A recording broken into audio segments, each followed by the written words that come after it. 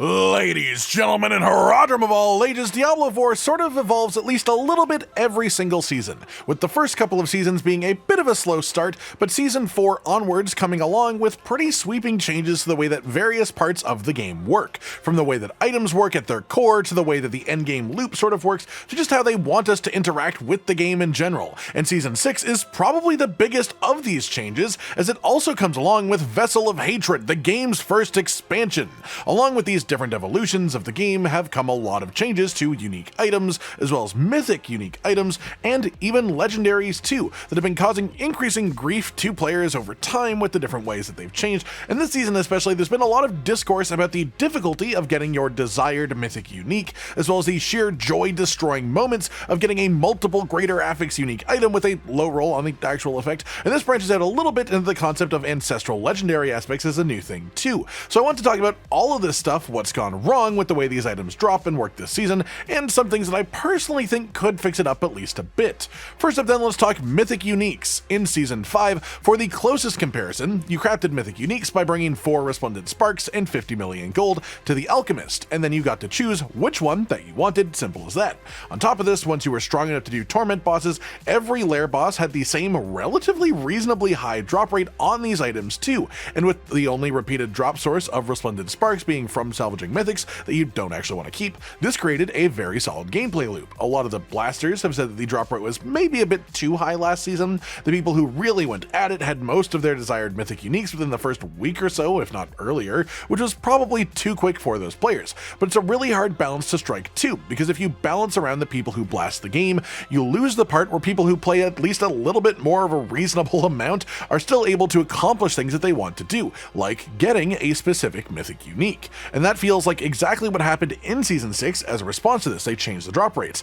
The devs haven't directly told us that there has been a change in mythic unique drop rates, aside from reinstating the effect that makes Duriel and Andariel have higher drop rates than the other lair bosses do. But given that the difficulty tier systems of the game has been reworked entirely, and the fact that Torment bosses in the way that they existed before are just gone, I would say it's very reasonable to assume that these drop rates have changed, and player tracking has found that these seem to be a bit lower drop rates than they were last season overall, but it's hard to be precise and accurate until the devs actually tell us. The main big issue that I want to talk about though here is how much harder it is to craft mythic uniques, more than how hard it is to have them drop to begin with, because we also have the counter argument to this that it's just never been easier to run just hundreds of boss kills per day due to the self-contained loop of doing lair bosses to then get the tribute for undercity that awards boss materials, then doing the undercity run with that tribute with 4 people to then get 4 loads of boss materials, and then do all those boss materials and get another tribute and repeat. And it just sort of keeps going as long as you can handle this loop. But for crafting mythic uniques, the bar is way higher than it used to be.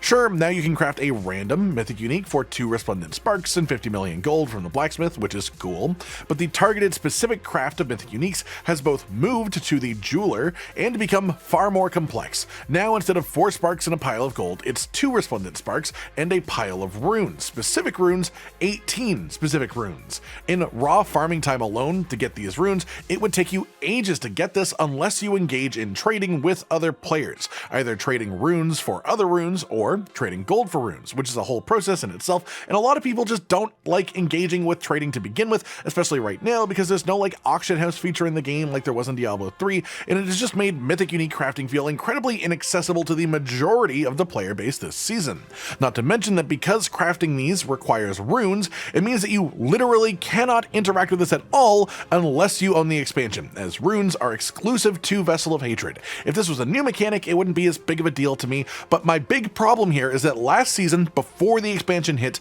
players could craft a specific mythic unique item with purely resplendent sparks, a base game item. Now that method is inaccessible, it doesn't work anymore, and you can only craft a specific mythic using runes. This means it is an action, a very important action to endgame characters within this game that was once accessible to people who don't own the expansion, but now is only doable by people who do own the expansion. It's not a new feature that was added for the people who paid for it, it is the same feature that we had before, now locked behind a paywall, which is a real issue in itself. My main solution to this is pretty simple honestly, just add back the old method of specific mythic crafting, 4 sparks and 50 million gold at the alchemist. Leave in the new way as well if you want to do runes and rune interactions as well instead of just paying the big gold and the extra sparks, and let players choose whether they'd rather to spend the 4 sparks and a pile of gold or the 2 sparks and a pile of rune. Give it up to the players what they want to do. Give them the option. And then you also don't lock people out who didn't pay money for the expansion from something that existed beforehand.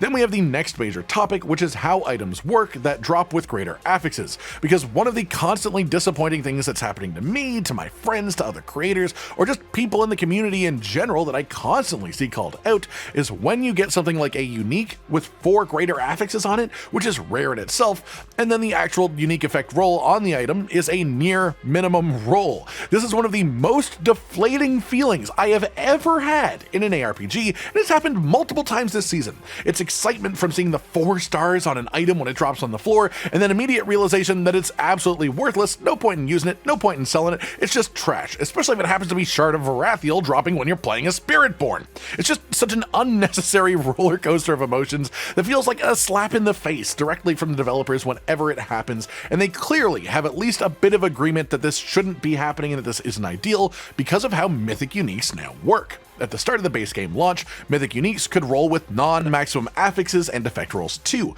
but not too long after that they decided Mythic uniques should be more acquirable, but they also decided to always have them be full maximum affix rolls and unique effects if they drop too, because at that point the negative roller coaster was finally having a Mythic unique drop, only to realize it was the worst version of itself possible. That said, with how vocal people have been about the rarity of multi-greater affix uniques this season, and just how disappointing it is to have the effect roll be garbage when it does, I think the developers will make a change to this sooner rather than later. The idea I like most for changing this is giving it a base floor sort of for the effect that it has to be, depending on the number of greater affixes that are on the item. A good split in my mind would probably be if a single greater affix makes a unique be 40% of its effect roll range at minimum, a 2 greater affix item being 55% at minimum, a 3 greater affix unique being 70% of its roll at minimum, and then a 4 greater affix being 85%. That way, even if you get the new minimum, a 4 greater affix unique with 85% of its potential effect roll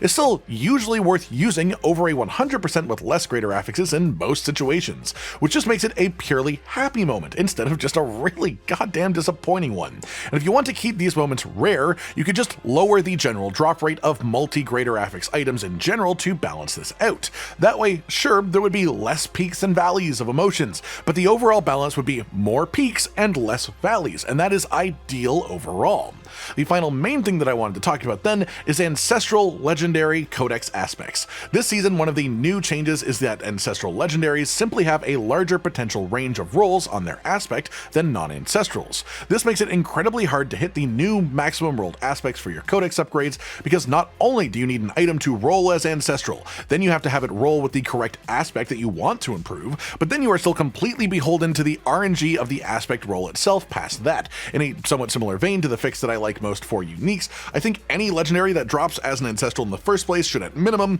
have the top roll non-ancestral aspect level. So let's say a non-ancestral of a legendary aspect can roll 10 to 25%. Ancestral can roll up to 30%. So in my solution, an ancestral item with that aspect would never drop with less than 25% out of 30%, and you could even make this even better favor if you get multiple greater affixes on the item. This would increase the chances of it actually being able to update and upgrade your codex and improve your power, and again, you could lean the RNG away from giving full maximum rolls to try and preserve those moments for after more grinding, but I just think there's a very clear set of disappointing parts of the item grind to players at the moment, especially in the endgame, and I can't say what the objectively best way to fix these things is, but these are the ideas that make the most sense to me. That just about does it for today then, everyone, and make sure that you leave your own thoughts on all of this down in the comments below the video as well. Like if you liked the video, subscribe to the notification bell for more, and most importantly, ladies and gentlemen, until next time, stay sweet. Josh, Cotton, and Hollow with the videos, dropping the humor like a hammer on your tippy toes, bringing entertainment on a daily arrangement to take our insanity and turn it into entertainment. Yes, I said entertainment twice, to reiterate that it is nice to look into your faces on a mostly daily basis when you let us in your homes to make the whole world a stage. Goodbye.